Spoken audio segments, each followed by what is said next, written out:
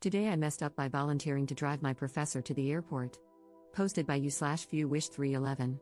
So, I'm a political science major at my college, and honestly, it is a lot harder than I expected.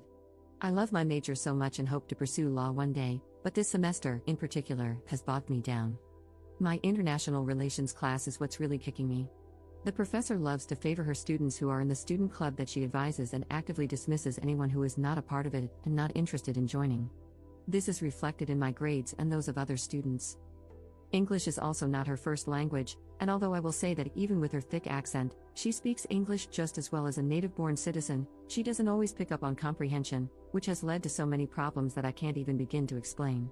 Trust me, I've tried complaining about it to no avail. Anyway, I found out that we would be having our final in 2 days when I was expecting it to be during the actual finals week, and she did not mention it before. I freaked out, thinking I was going to flunk because even though I know the material, I know she'll grade me poorly because she flat out doesn't like me. Well, here's where I messed up. We were having class today, and as I was having a panic attack, my ears perked up.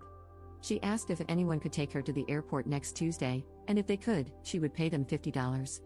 I looked around, waiting for someone to offer, but no one did.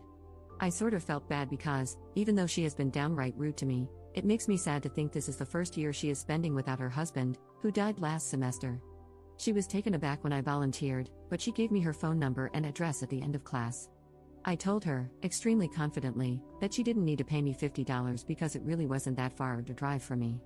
She then gave me a weird look and told me that she absolutely had to pay me for gas, as we would be going through a lot of it. I replied that our city's airport wasn't that far and that it really wasn't any bother. She then raised an eyebrow and gave me her signature condescending look before informing me that she was going to the ATL airport, which, at best, is 2.5 hours away from me according to Apple Maps' estimated time for that date. However, I've heard Atlanta traffic is horrible, so it's probably going to be 3 hours. I do have a final that Tuesday at 1 p.m. However, I informed her of this and warned her that it could make me late and that she might want to find someone else. But it's a blow-off class, and his final is supposedly only about 30 minutes long. Plus, she lives close. I also haven't factored in whether or not she is traveling internationally, which, judging by her painfully thick Italian accent, she probably is. I haven't heard much from her about any family living in the States with her. If so, I assume she needs to be there 3 hours early, and from my best estimates, if I leave at 1:30 and don't get slammed by traffic, I could get her there by 4 for a 7 p.m. flight. I've also been thinking about asking my blow-off professor if I can take his exam earlier because of this obligation. We'll see about that. I'm sticking to my guns. My boyfriend and friends said this was crazy of me to do, but I absolutely hate flaking on people, especially when she's my mom's age. Even if they're nothing alike, it still breaks my heart to think about my mom being alone with only a little dog for company, with no one to drive her to the airport and no second income to help pay for an Uber or another person to accompany her on her journey. I have a few things I need to do first, which include cleaning and scrubbing my car to get rid of any weed smell because it's been so cold outside, and unfortunately, my car has taken the brunt of my stress from this class. I also need to get my oil changed because I'm over 1,000 miles past when my car light went on, and I'm not trying to have my car explode on the road and die with this woman. Lastly, I need to brainstorm some topics to talk about with her because I am determined to be best friends with her by the end of this since I will undoubtedly have more courses with her in the future. Sorry, I know that's a lot. I doubt anyone took the time to read all of this, but if you're giving advice or commentary, don't try to convince me to back out of this. I don't have a good enough reason not to do it, and I am not the kind of person to go back on my word. Update 1 month later. I don't know if anyone cares for an update, but since I had as many comments as I did upvotes, and the majority of those comments were screaming and begging me not to go through with this plan, I think you guys might like to hear that it was a success. Here are some answers to your questions. No one died. She did not smell the weed in my car. We even had a conversation about the legalization of cannabis to the extent that I don't think she suspected me of being a user at all. Yes, it was to the international airport. Yes, my GPS messed up a million times. We do go to a smaller school where professors are encouraged, and even hired or fired, based on whether or not they do a good enough job of fostering student-professor relationships. She did offer me more money even after I dropped her off. I told her no, and she said she would give me a gift from Italy. Basically, that day I accidentally said yes to driving my Italian professor to an airport 2.5 hours away from us. I took my weed out of my car and into my apartment, and I aired out my car for not 1 but 4 days with the windows down. I also regularly sprayed it with Febreze and other car scents.